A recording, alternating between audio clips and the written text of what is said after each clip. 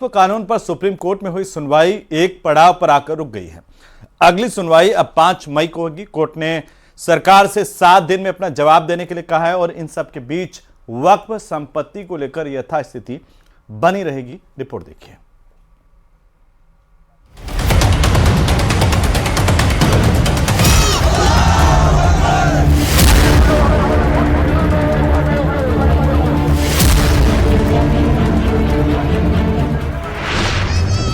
नए वक्फ कानून के खिलाफ अब तक लड़ाई सड़कों पर लड़ी जा रही थी, लेकिन अब ये लड़ाई देश की सर्वोच्च अदालत तक पहुंच गई। बुधवार को वक्फ कानून के खिलाफ देश की सुप्रीम कोर्ट में सुनवाई हुई। बुधवार तक सुप्रीम कोर्ट में 73 याचिकाएं दायर हुई। करीब 2 घंटे तक कोर्ट में बहस चली और अपनी अपनी दलीलों के जरिए वक्फ संशोधन कानून 2025 को चुनौती दी। लंबी बहस के बाद ये सवाल भी लोगों के मन में उठे कि क्या इस मामले में सुप्रीम कोर्ट कोई अंतरिम आदेश देगी।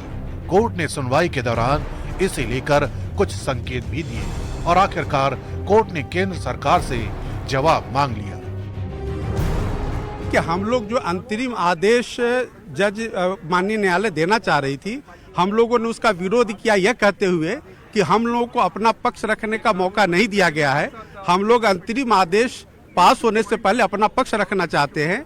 माननीय सर्वोच्च न्यायालय ने हम सबों के दलील को सुना। ये फिर से मामले को सूचीबद्ध किया गया है। हम लोग अपना पक्ष रखेंगे और हम लोग किसी भी अंतरिम आदेश का विरोध करेंगे। वक्फ को लेकर सुनवाई के दौरान सर्वोच्च अदालत में 3 अहम पॉइंट्स पर चर्चा हुई। इसमें पहली ये कि जिन संपत्तियों को कोर्ट ने वक्फ घोषित किया है उन्हें डी नोटिफाई किया जाए या नहीं।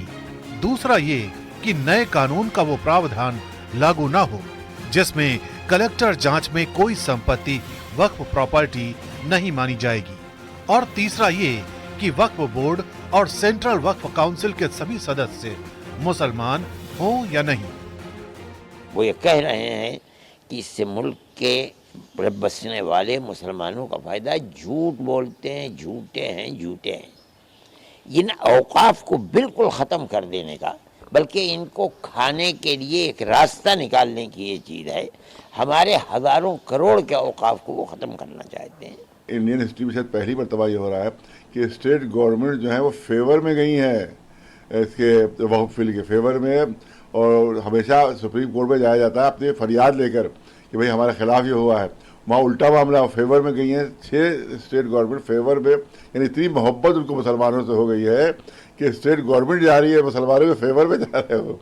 तो इससे अंदाजा कीजिए कितनी बड़ी घिनौनी साजिश की गई है, कितना बड़ा षड्यंत्र ये है। वक्फ कानून पर सुनवाई के दौरान सुप्रीम कोर्ट में वक्फ बाय यूजर का मुद्दा भी उठा। इसे लेकर सीजेआई ने सरकार की ओर से पक्ष रख रहे सॉलिसिटर जनरल तुषार मेहता से पूछा, वक्फ बाय यूजर का रजिस्ट्रेशन कैसे होगा? ये बताने वाला कहां से आएगा कि वक्फ मैंने किया है? वक्फ कानून का दुरुपयोग होता आया है, लेकिन वक्फ बाय यूजर को पूरी तरह रोक देना सही नहीं लगता।